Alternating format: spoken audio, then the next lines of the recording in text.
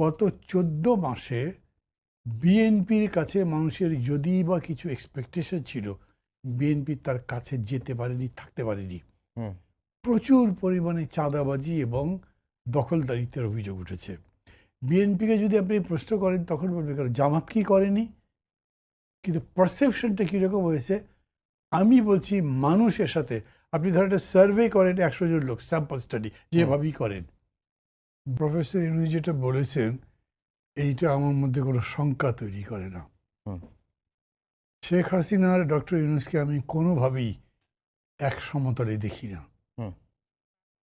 Professor Yunus 2007-এর দিকে একটা রাজনৈতিক দল করেছিলেন, নাগরিক শক্তি।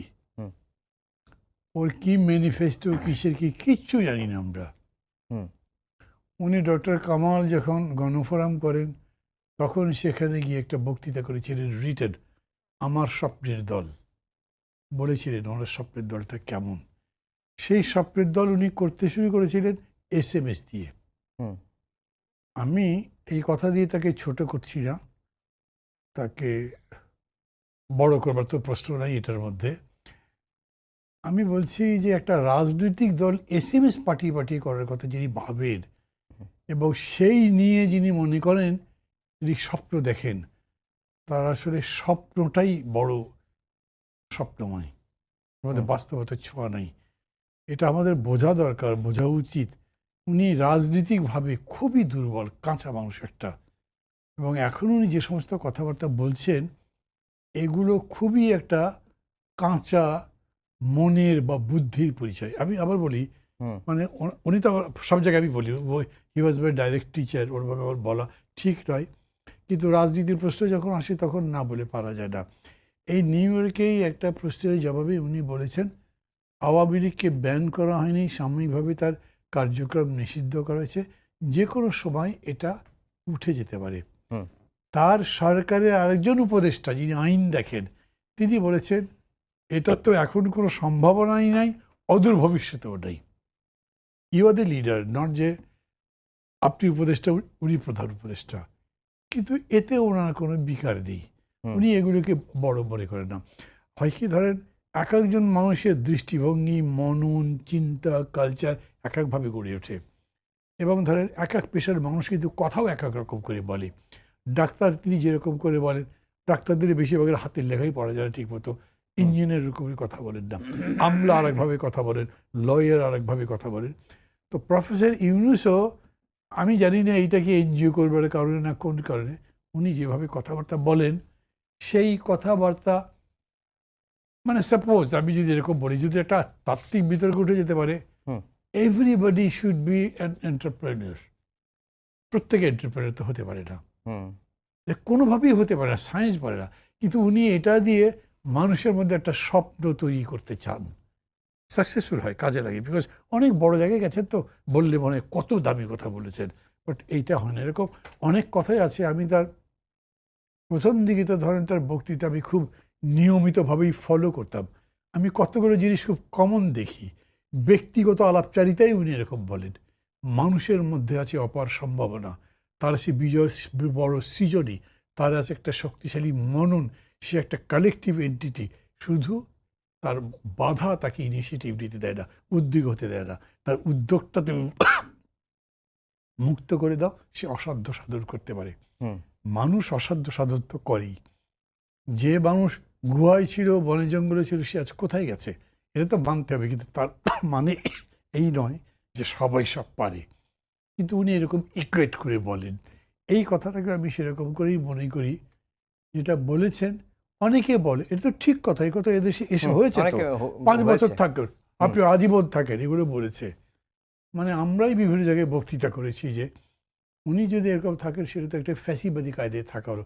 ভোটটাই কিছু কীভাবে থাকবেন, উনি নিজে কি থাকবেন আপনারা যে দাবি করেন, এইটা নিয়ে উনি কোনো ব্যাখ্যা দেননি, কিচ্ছু করেননি।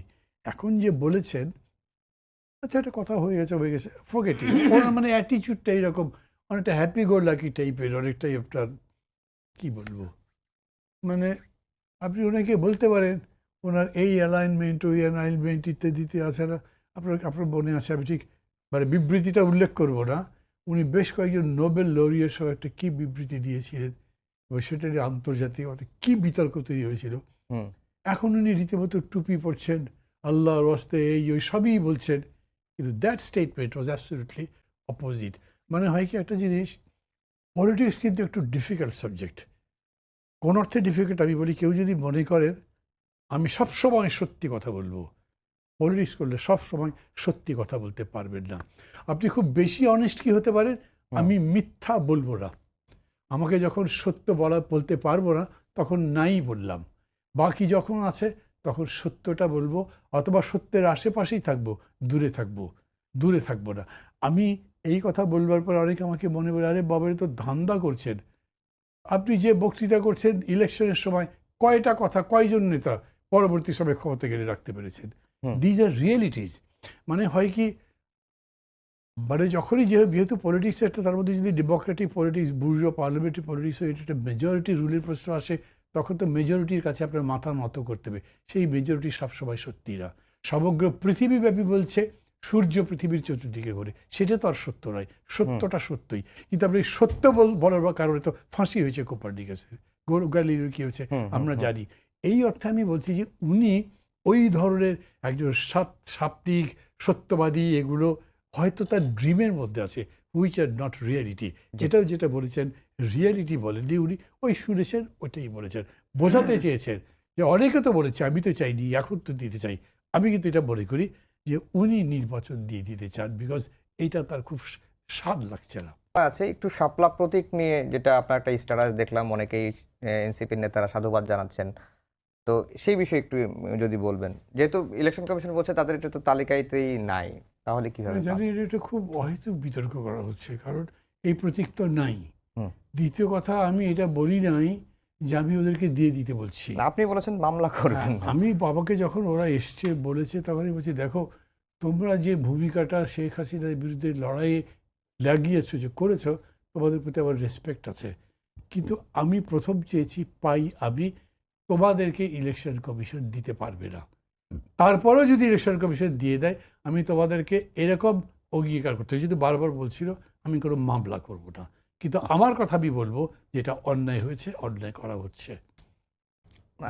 অনেকে আবার বলছেন যে আপনি মামলা করবেন না, কিন্তু আবার এটা নিয়ে বলার একটা সুযোগ থাকবে যে যদি প্রতীকের তালিকায় না থেকে যদি দিয়ে দেওয়া হয়, তখন তো প্রশ্নটা উঠবে। সেটা আমি তুলব না, সবাই তুলবে, তাতে তো আবার কিছু করার নেই। কিন্তু আমি দিয়ে দিলে বলবো যে দেওয়াটা ন্যায্য নয়, কিন্তু মামলা করছি না।